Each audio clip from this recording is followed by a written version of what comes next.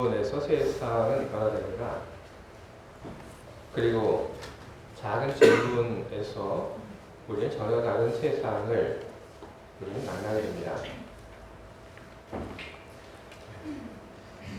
인류가 먹을 것을 발견을 하게 됐을 때 그때도 이런 작은 질문들이 있었고, 그리고 그런 작은 질문들 속에서 인류는 답을 찾고, 그리고 그 답을 찾은 것은 사람들의 삶을 크게 변화시켜 버렸습니다.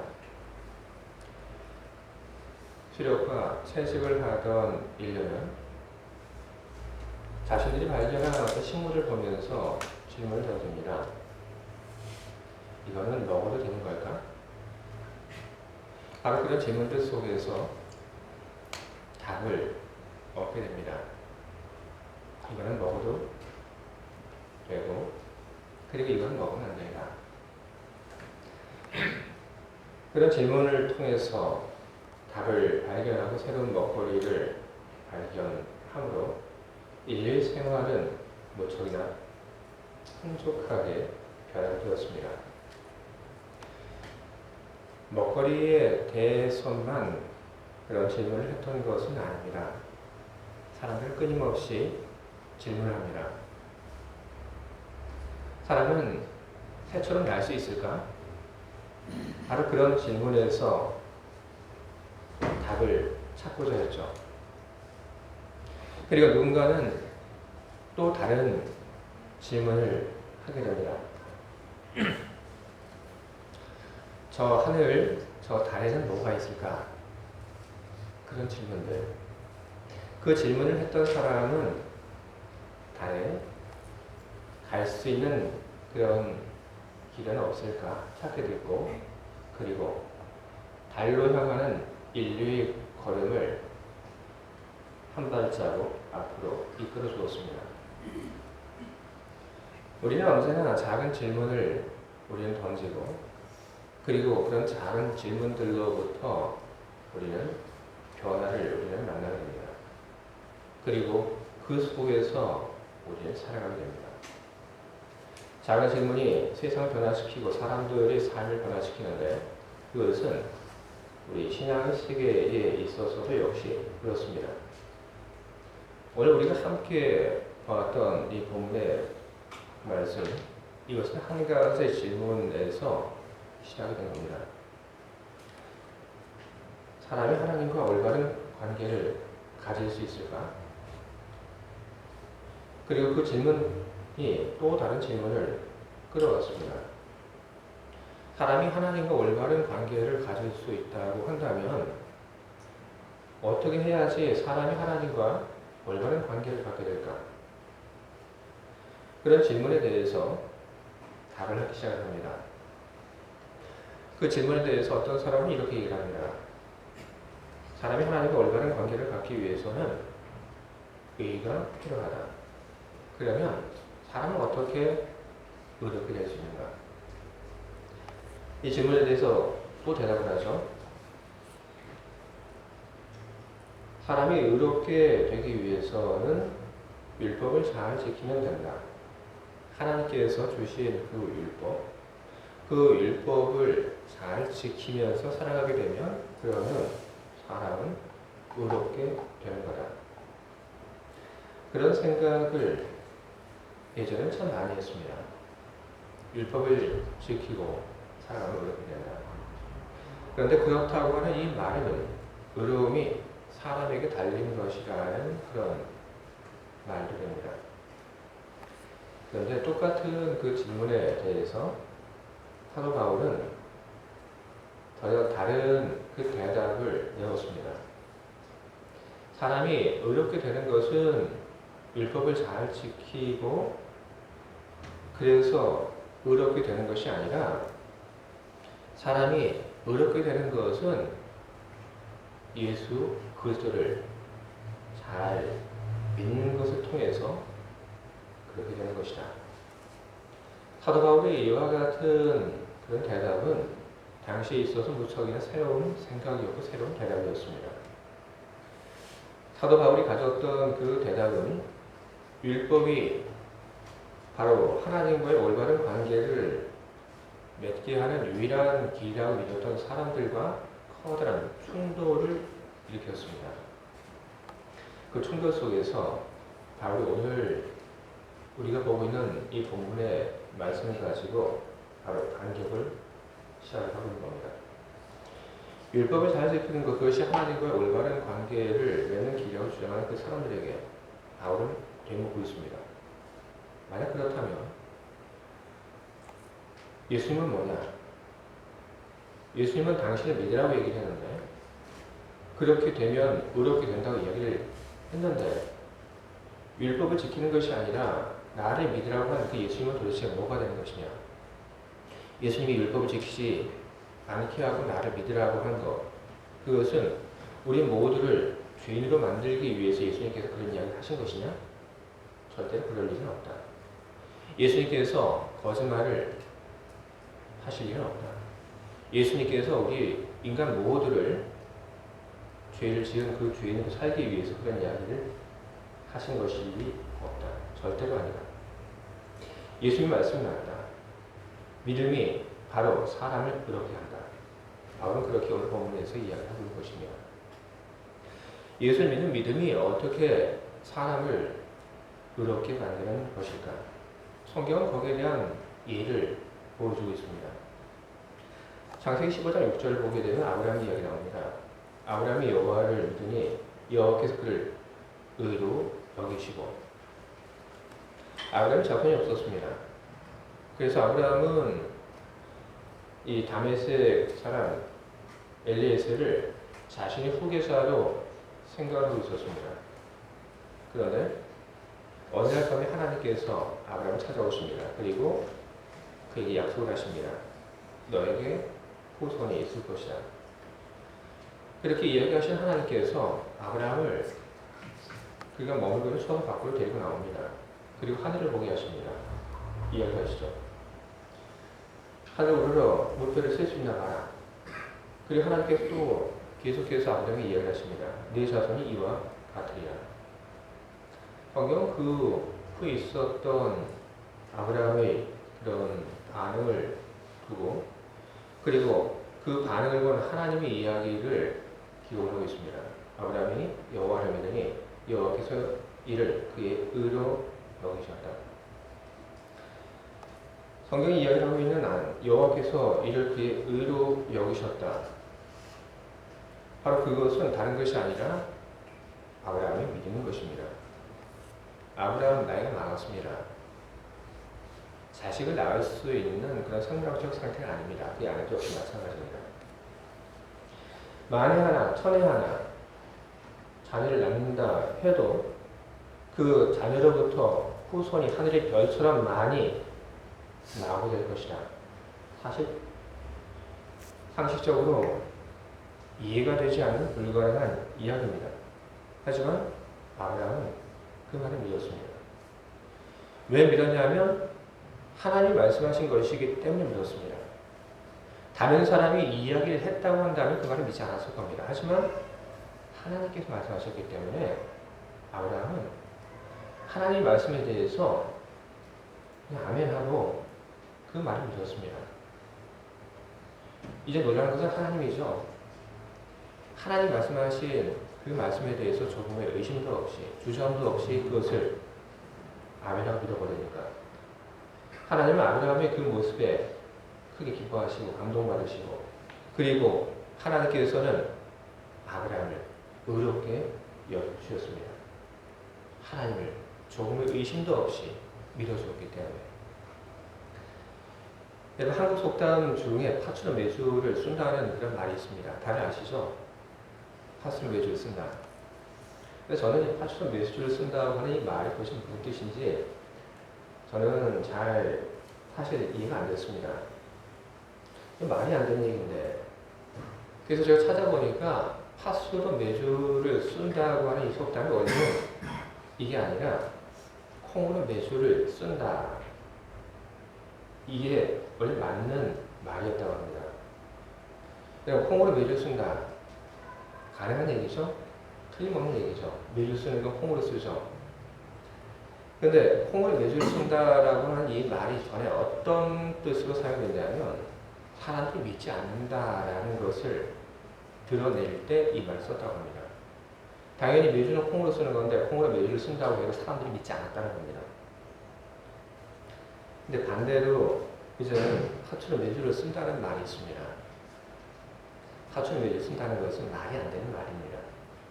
하지만 화초로 매주를 쓴다고 하는 이 속담을 부정적으로 보지 않고 긍정적으로 보게 되면 어떤 의미냐면 신뢰를 담고 있는 말입니다. 정말 말이 안 되는 얘기인데 그런데 화초로 매주를 쓴다. 그 말을 듣고 아 설마 나한테 이야기하는 이 사람이 나를 속일까? 그렇지 않을 거야.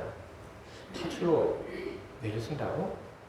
혹시 그게 가능한 일은 아닐까? 하는 그런 기대, 신뢰, 믿음. 바로 그것을 담고 있는 말이 화초로 매주를 쓴다고 하는 그런 말입니다. 여러분, 우리 믿음이라고 하는 것이 어떤 모습이어야 할까요? 하나님께서 말씀하시는 것에 대해서 아니오라고 고개를 가로지는 것이 우리 믿음이어야 할까요? 아니면 불가능해 보이고 말이 안 되는 것 같지만 하나님 말씀하시니까 예, 믿습니다라고 고백하는 것이 우리 믿음이어야 할까요? 아브라함은 우리가 어떤 모습으로 하나님 말씀 앞에 서야 하는지 그 본을 보여주었습니다. 아브라함은 믿었습니다. 믿을 수 없는 것에 대해서 그는 의심하지 않고 그는 주저하지 않고 바로 그 자리에서 예, 믿습니다 하고 그는 믿었습니다. 바로 그것이 하나님과 아브라함의 더 깊은 관계의 시작점이 되었던 것입니다. 우리는 아브라함이 하나님의 그 말씀을 듣고 믿었던 것을 기억하며 우리는 아브라함처럼 하나님이 하신 그 말씀, 하나님이 하신 일에 대해서 우리는 또한 믿는 그 믿음으로 하나님께 나아가야 하는 것입니다. 우리는 무엇을 믿어야 하는 것입니까? 우리는 바로 예수 그리스도를 우리는 믿어야 하는 것입니다. 바로 예수님이 그리스도라고 하는 것을 믿는 그 믿음, 바로 그 믿음이 오늘 우리들이 하나님 앞에서 가져야 하는 믿음인 것입니다. 우리가 예수 그리스도를 믿는다는 것, 그것은 무엇과 똑같은 것이냐면 그것은 하나님을 믿는다라고 하는 말과 똑같은 말입니다. 왜냐하면 예수님을 보내시는 것, 바로 그것이 하나님이기 때문에 그런 것입니다. 그래서 요한복음 12장 44절을 보게 되면 예수님께서 이런 얘기를 하십니다. 나를 믿는 자는 나를 믿는 것이 아니요 나를 보내신 이를 믿는 것이다. 아멘. 하나님께서 예수님을 세상에 보내셨습니다. 예수님께서 십자가에 달려 죽은 것, 그것은 정치범으로 그를 죽이려고 하는 그런 사람들이 그 음모에 빠져서 어쩔 수 없어서 십자가에 달려 죽은 것이 아니라 바로 그것은 하나님의 정확한 계획과 의도 속에서 이루어진 일이라고 믿는 것, 바로 그것이 우리들이 가져야 하는 믿음의 정체인 것입니다.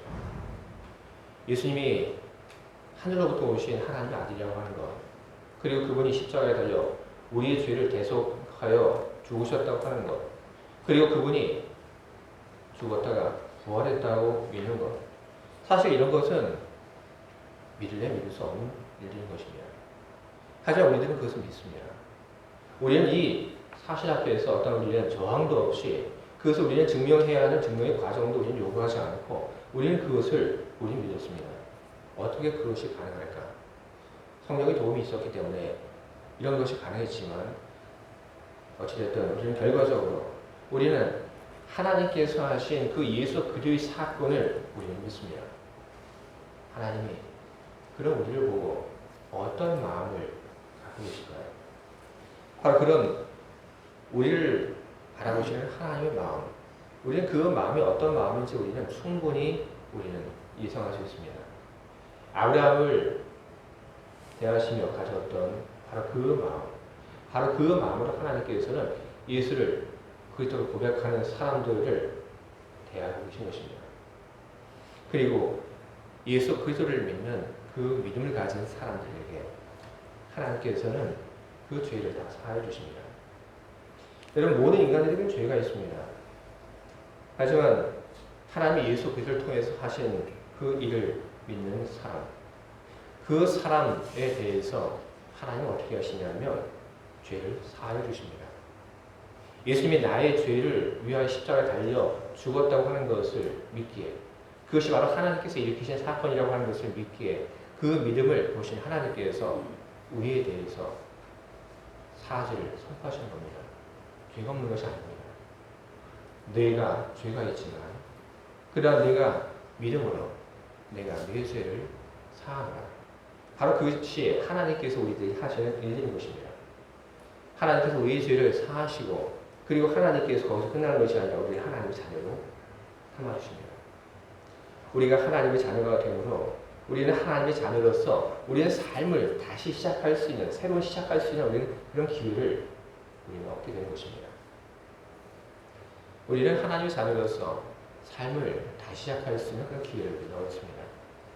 커다란 병에 걸렸던 사람이 그 병으로부터 노임을 받았을 때, 치료받았을 때 그 사람이 새로운 삶을 살 수 있는 그런 기회를 얻은 것처럼, 우리가 하나님의 자녀가 되므로 우리의 모든 죄가 용서를 받음으로 우리는 새로운 시작을 할 수 있는 그런 삶의 기회를 우리는 얻게 된 겁니다. 어떻게 살아야 할까요? 과거와 똑같이 살아야 할까요? 아니죠. 우리는 과거와 똑같이 우리는 살아서는 안 된다고 하는 것을 우리는 알 수 있습니다. 똑같은 방향으로, 잘못된 방향으로 우리는 살아서는 안 되는 것입니다. 우리는 새로운 삶에 맞는 새로운 방향성을 가지고 우리는 살아야 하는 것입니다.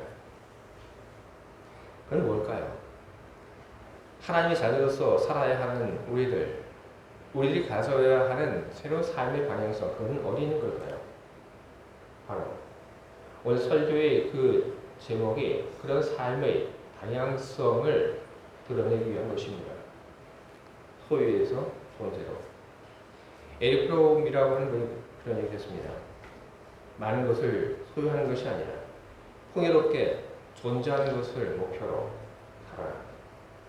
에릭 프롬이 이야기했던 바로 그 이야기는 지극히 성서적인 그런 메시지입니다. 우리가 바로 그렇게 살아야 하는 것입니다. 많은 것을 갖기 위해서 몸부림치는 것이 아니라 풍요로운 존재로 살아가는 것. 바로 그것이 우리 삶의 목표가 되어야 하는 것입니다.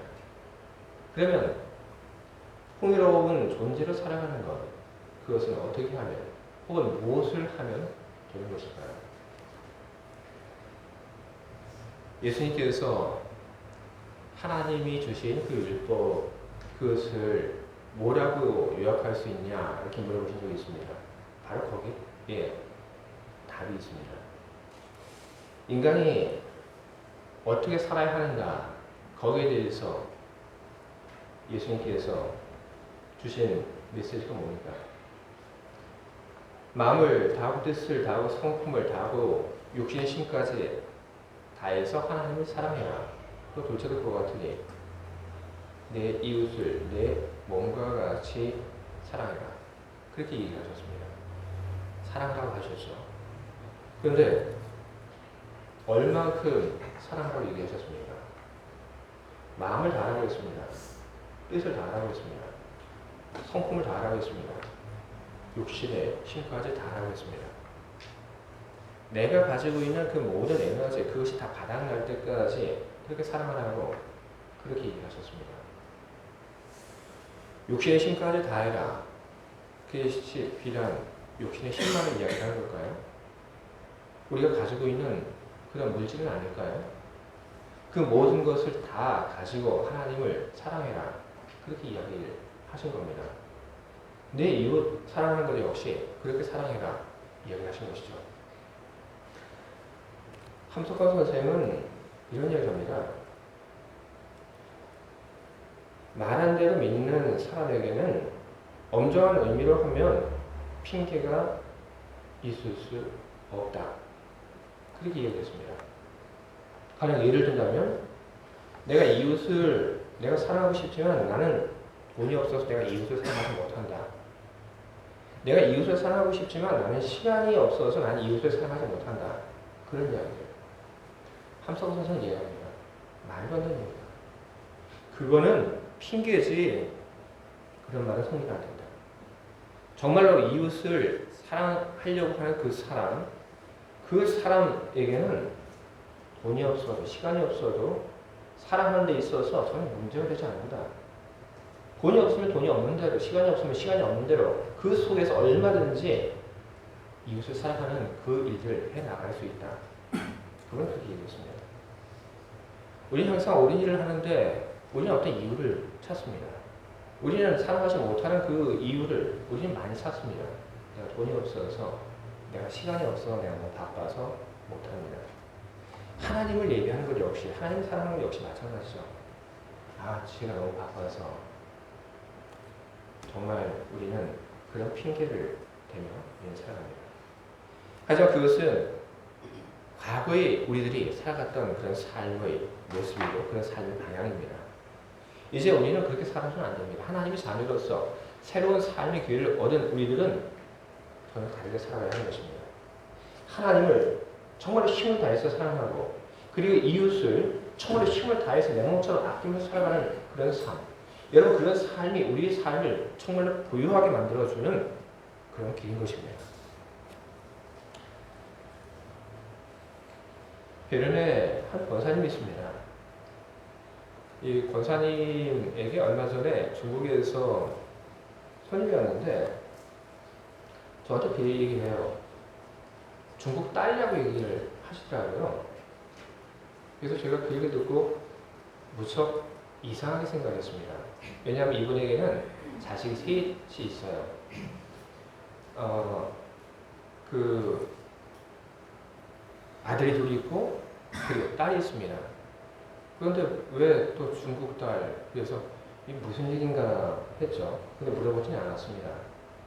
나름 사정이 있겠거니 했는데 제가 얼마 전에 어떤 사정이 있는지 제가 듣게 됐습니다. 이 남편 되시는 분이 스위스 분인데 아주 오래전에 중국에 가신 적이 있답니다. 중국에 가서 중국말 배우려고 중국에 가셨답니다. 그런데 중국에 가서 여행하던 중에 이 역에서 좀 곤란한 일을 만나셨대요. 그런데 곤란한 일을 만나서 어떻게 좀 도움을 청했는데 하필 그 도움을 청한 사람이 누구냐면 지금 이제 중국 딸이라고 부르는 바로 그분이었대요. 그래서 그분에게 도와달라 했는데 말이 안 통했대요. 이분 스위스 분이라서 스위스 독일어 하시죠? 네, 영어도 좀 하시는데 그런데 이 중국 딸이라고 지금 부르는 이분은 그 당시에 영어를 전혀 못 하셨대요. 중국말밖에는.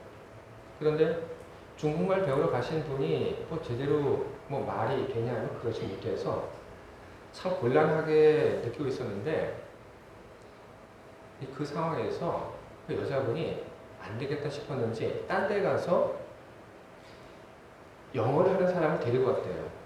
그리고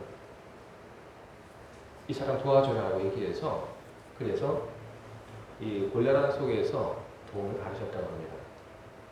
그리고 그 일이 끝난 후에 어떻게 좀 손짓발짓으로 했는지 좀 얘기를 했대요. 고맙다. 어떻게든 또 고마운 그 마음에서 이 고마움을 좀 갚아주고 싶은데 내가 너를 위해서 해줄 것이 뭐가 있니? 이렇게 물어보니까 그 중국 여자분이 그렇게 얘기를 했어요. 영어를 배우고 싶습니다. 아마 스위스에서 오신 분이고 그리고 또 영어를 하시니까 그러니까 이분에게 영어를 배우고 싶다라는 그런 생각에서 그런 얘기를 하신 것 같은데 그런데 그 이야기를 들은 우리 권사님 남편 되시는 그 스위스 분이 내가 영어 가르쳐 줄게 그렇게 얘기하지 않고 다른 일을 하셨습니다. 뭐냐면 그래 알았어 너 영어 배워 하고 그분에게 500프랑씩을 계속 지원해 줬다고 합니다. 그리고 집에 와서 권사님에게 얘기했대요. 내가 이런 일이 있어서 내가 500프랑씩 내가 지원해 주기로 했어. 그리고 권사님이 얘기 듣더니 요즘 중국에 이상한 사람들 많은데 혹시 사기 아닐까? 했지만 이 두 분은 믿고 그 일을 계속하기로 그렇게 결정을 했습니다. 근데 계속해서 뭐 영어 배우는 그 비용으로 500프랑씩 계속 이렇게 보내줬는데, 그런데 어느 날 연락이 왔어요. 더 이상 돈 보내지 않아도 됩니다. 사기가 아니었죠? 그리고 나서 또 시간이 지나니까 또 연락이 왔어요. 무슨 연락이 왔냐면, 제가 결혼합니다. 제가 결혼을 하는데 중국에 두 분이 꼭 와주셨으면 좋겠습니다 하고 초대를 했어요. 그래서 이 권사님과 그 남편 되시는 분이 중국에 갔습니다. 근데 거기 가서 깜짝 놀란 게 뭐냐면, 결혼식 장에서 이 두 분을 앉히는데 어디 앉히냐면 부모 자리에 앉히는 거예요. 여기 앉으십시오. 부모님 대신에 이 두 분을 초대한 겁니다. 그리고 알게 됐죠. 이 여자분이 호적이 없었대요. 예전에 중국에 그랬죠. 아들 하나 낳는 정책이 있었죠. 그러니까 딸이 낳게 되면 어떻게 되죠? 그 딸에게 호적을 만들어주지 않았습니다. 호적이 있게 되면 그러면 중국의 그런 그 정책에 의해서 또 아이를 낳을 수가 없으니까 딸에게는 호적을 만들어주지 않았습니다. 호적만 없었던 것이 아니죠. 원치 않는 딸이었기 때문에 그 딸을 낳은 부모님은 그 딸을 사랑해주지 않았습니다. 할머니 집에 가게 했고, 거기서도 그렇게 많은 사랑을 받지 못하고 이분을 성장했습니다. 그랬던 이 중국분이 좋은 사람을 만나야 되는 거죠. 권사님, 그리고 권사님 남편 만났죠. 그리고 만나서 이 두 분을 자기 부모로 결혼식에 초대하고 그 자리에 앉게 하고 그랬습니다.